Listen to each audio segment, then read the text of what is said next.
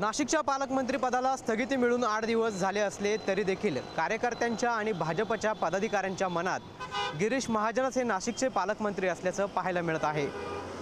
नाशिकच्या पालकमंत्री पदाला स्थगिती मिळाल्यानंतर देखील नाशिक शहरात गिरीश महाजन यांच्या समर्थकांकडून नाशिक शहरात बॅनरबाजी जी आहे ती करण्यात आलेली आहे।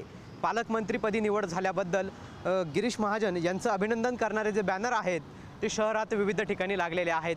आपण सध्या नाशिकच्या मायको सर्कल परिसरात आहोत आणि या ठिकाणी जर हे बॅनर बघितलं तर या ठिकाणी गिरीश भाऊ महाजन यांची नाशिक पालकमंत्रीपदी निवड झाल्याबद्दल हार्दिक अभिनंदन असा आशय जो आहे तो आपल्याला या ठिकाणी पाहायला मिळतोय।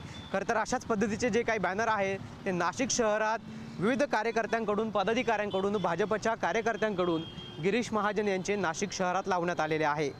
या संदर्भात आता मुख्यमंत्री आणि दोनही उपमुख्यमंत्री नाशिक आणि रायगडच्या पालकमंत्री पदासंदर्भात निर्णय घेणार असले तरी देखील नाशिकमध्ये कार्यकर्त्यांच्या मनात गिरीश महाजनच पालकमंत्री असल्याचं देखील आपल्याला पाहायला मिळतंय। कॅमेरा पर्सन प्रसाद पवारसह पवन येवले, TV9 मराठी, नाशिक।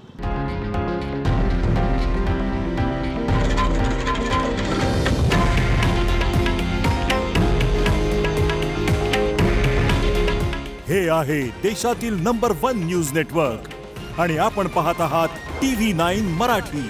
काळजी तुमची, हित महाराष्ट्राचं।